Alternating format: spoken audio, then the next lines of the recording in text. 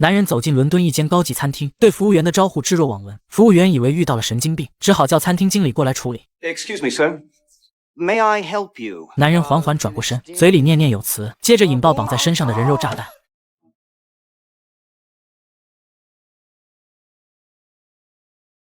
与此同时，一架从雅典飞往华盛顿的客机上，胡子花白的老人起身离座，从行李架上取下背包，接着来到厕所关闭房门。摄影器材内暗藏手枪零件，快速组装完成，插上弹夹，把手枪和塑胶炸药裹进报纸，再出来已变成另一副模样。没错，他是恐怖分子，和餐厅人肉炸弹客来自同一恐怖组织。同伙接过报纸，将炸药贴在驾驶舱门上，然后摁下引爆器。一声清脆的爆炸后，恐怖分子快速冲进驾驶舱，用枪挟持机长保持航向，然后关闭通讯系统。另一人冲进厨房，毫不客气地将空姐推倒在地。他们提前在柜子里藏了自动步枪。恐怖分子开始分发武器，仅用2分钟就控制了整架飞机。头等舱还坐着美国参议员。联邦空警意识到情况不妙，急忙把手枪藏进袜子，警徽则塞进垃圾袋。恐怖分子头目宣示主权，只要大家乖乖配合就能安全回家。空姐珍妮看见乘客名单上的空警名字，如果让恐怖分子拿到名单，空警必遭殃。她冒着生命危险拿到名单，再藏进一旁的杂志袋。很快，伦敦的美国大使馆接到电话，是恐怖分子提前准备的录音。I am in control of Flight 343. 恐怖分子提出要求，要美国政府释放他们的首领亚法，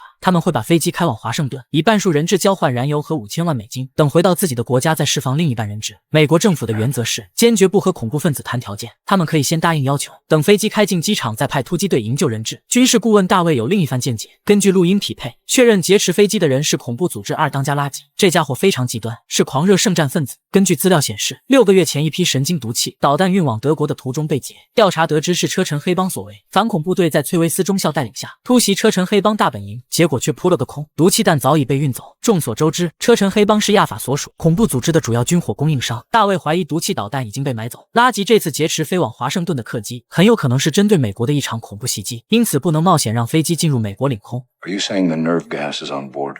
Yes, sir, I am.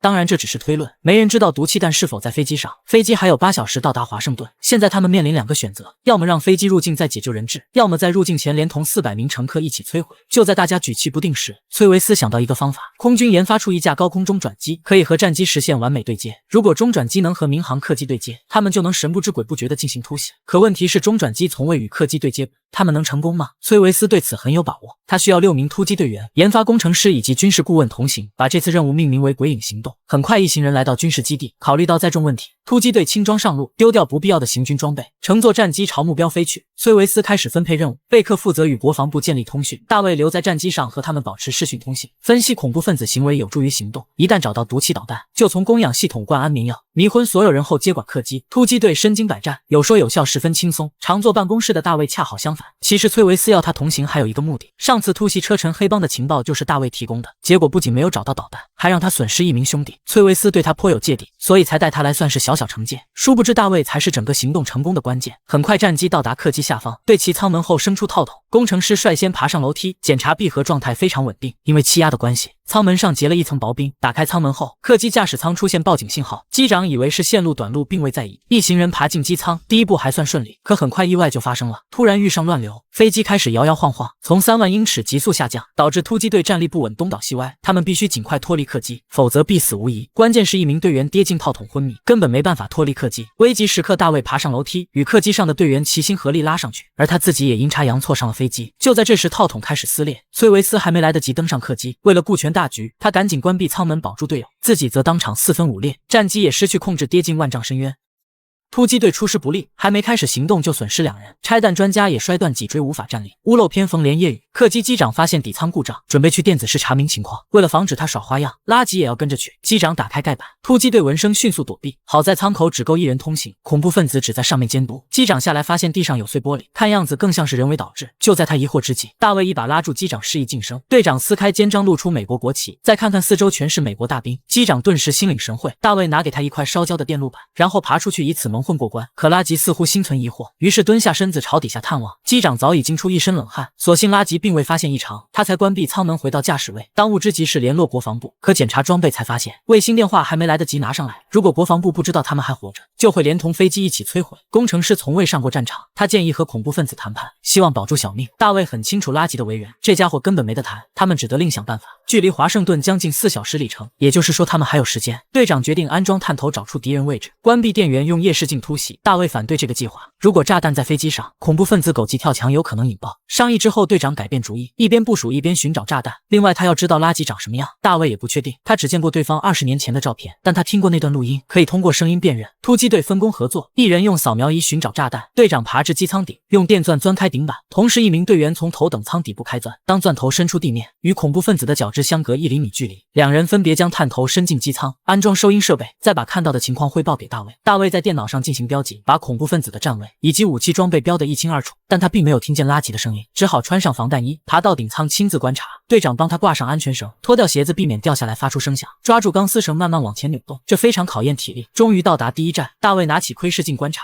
，2名恐怖分子手持捷克步枪，他们不是垃圾。大卫继续向前攀爬，由于体力不支，他一个重心不稳差点掉落，所幸有安全绳保护，否则后果不堪设想。查看了所有探头，大卫仍然没有找到垃圾，也许对方在驾驶舱，队长只好叫他原路返回。有了刚才的插曲，大卫格外小心翼翼，生怕出现一丝差错，可越是怕出错就越容易出错。好不容易回到原点，又一脚踩空，差点掉进升降槽，队长用力将他拉上来，两人屏息静气倾听。幸运的是恐怖分子并未听见响动，大卫吊着钢丝绳原路返回。珍妮打开储物柜，一不小心弄掉恐怖分子的外套，笔记本夹着一张手绘地图。珍妮正要翻看，却发现升降槽里的大卫。偏偏这时垃圾走了过来，珍妮急中生智，用身体挡住，把笔记本还给垃圾，连忙解释他是无心的。垃圾看他一动不动，表情惶恐，似乎心里有鬼，于是把他推开检查升降槽。队长迅速收起钢丝绳，这时大卫已躲进升降机，但仍然不免惊出一身冷汗。等垃圾离开后，珍妮查看那张手绘地图，却意外发现华盛顿才是恐怖分子的攻击目标。他尽量保持冷静，神不知鬼不觉地把地图放回口袋。经过一番仔细扫描，寸头终于在货舱找到炸弹。看来大卫的推测没错，恐怖分子真的想对美国发起恐袭。如此多的毒气弹，足够消灭整个东部海岸地区。野心勃勃的参议员当然不知道这一点，他主动找垃圾谈判，声称以他在白宫的影响力，可以帮垃圾拿到钱并安全脱身。他只要求人质安全，如果成功解救人质，对之后的竞选总统大有帮助。当然，垃圾也不是傻子，一眼看穿参议员的真正目的，并表示一定会找他帮忙。五角大楼与突击队失联1个多小时，国防部长下令战机准备，一旦客机飞入华盛顿领空，就将其击落。另外，他要发布假消息，说总统特赦亚法，他们拟了一份协议，要亚法说服垃圾释放人质，总统答应送他们去任何国家。亚法勉为其难表示愿意为和平事业竭尽全力。拆弹专家老黑查看炸弹属性，设计非常精密，恐怖分子设置了气压计开关，飞机起飞达到一定高度自动启动，降落时的气压刚好引爆炸弹。老黑有能力拆除炸弹，可他现在半身不遂，只能让工程师代劳。由于崔维斯牺牲，大卫也加入突袭行动，几人分别找准位置隐蔽，带上夜视仪，一旦炸弹拆除立刻展开行动。根据老黑的提示，工程师剪断一根电线，本以为解除了炸弹，突击队正准备行动，不料炸弹又开始运作，工程师赶紧呼叫队长停止攻击。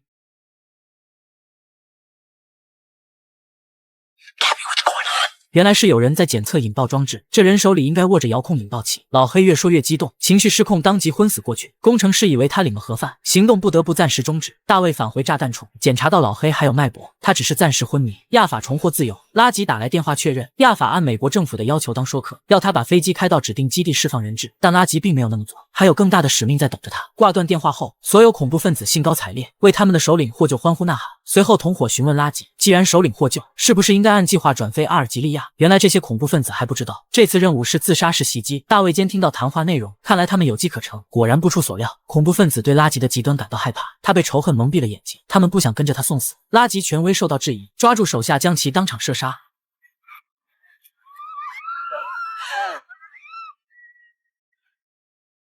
其余恐怖分子不敢再有怨言，只好重新回到自己的岗位。大卫推测这帮恐怖分子不知道有炸弹，那说明有潜伏者负责引爆，他们必须找到这个人。可400多名乘客就如同大海捞针，大卫想到一个办法，将录像机连接探头，再用消音电话打给空姐珍妮。珍妮心怀正义，她如愿拿起电话，知道突击队通过探头可以看到她。大卫请他帮忙找一个人，一名混在旅客中的恐怖分子，手上应该带着电子仪器。还没等大卫说完，就被拉吉抓了个正着。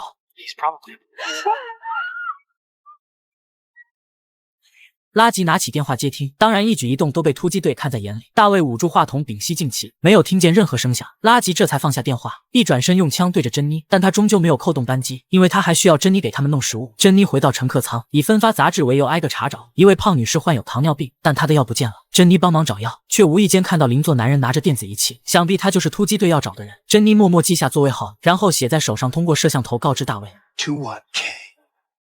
21K。还没等展开行动，这时4架海军战机已靠近客机，并向客机喊话转向至空军基地，否则将遭到击落。大卫隐约听见麦克风里有声音，塞进耳朵一听，想必国防部以为他们死了，打算对客机实施强制措施，必须想办法通知战机他们活着。见此情形，拉吉只好联络国防部，非常强硬地表明自己的立场，他们要到华盛顿降落获取燃油。这时参议员起到了作用，他把通讯设备交给参议员，但他并不是要参议员帮忙谈判，而是当着所有人的面将其射杀。拉吉再次警告部长，要他们立即撤走战机，否则每隔1分钟杀1名人质。现在客机距离华盛顿领空不足3英里，国防部长痛下决心，必须马上做个了结。很快战机飞离客机周围，拉吉暗自窃喜，以为威胁起到了作用，殊不知战机绕至后方，飞行员收到攻击命令，随即将导弹对准前方的客机。就在即将发射导弹的前1秒，客机尾灯开始闪烁，那是摩斯电码。Negative bull. Go cold on the Sparrow.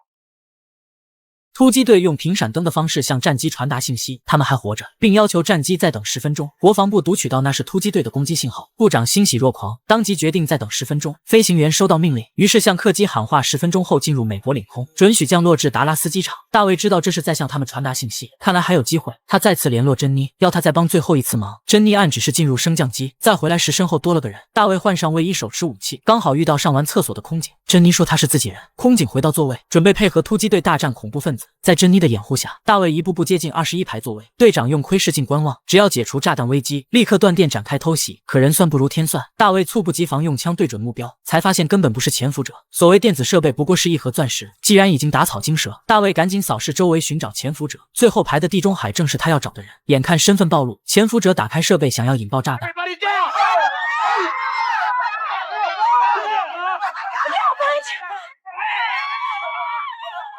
机舱内瞬间乱作一团，大卫赶紧冲过来抢夺引爆器，扭打中设备掉落地上，突击队切断电源，分别从各个角落窜出来，将恐怖分子逐个击破。大卫小腿被困，失去战斗能力，眼看潜伏者就要输入密码，突然一名队员从天而降，大卫说他就是潜伏者，寸头立即开火将其击倒，键盘也掉落地上，密码已经全部输入，只要摁下回车键，炸弹就会爆炸。谁知潜伏者非常强悍，拼尽最后一口气按下了回车键。然而就在这紧要关头，工程师成功用吸管隔绝了引线撞针，可危机并没有就此解除，又一名恐怖分子杀出来，对着机舱胡乱射击，子弹击中窗户，导致机身受损，靠窗位置的乘客当场卷入无边夜空。拉吉趁机来到驾驶舱，从背后突袭干倒突击队长，然后把枪对准大卫。大卫说炸弹解除，游戏结束，没必要再做无谓的牺牲，但拉吉不甘心，调转枪口对准驾驶舱一通扫射。下一秒队长清醒过来，彻底送十恶不赦的恐怖分子领了盒饭。大卫赶紧来到驾驶舱，发现2位机长中枪身亡，飞机正在急速下坠。好在大卫学过小型民用飞机，最后在珍妮的帮助下，成功将飞机开进民营机场。虽然毁掉了大半个机场，但总算成功迫降。相比起飞机上的400名乘客，这点经济损失根本不值一提。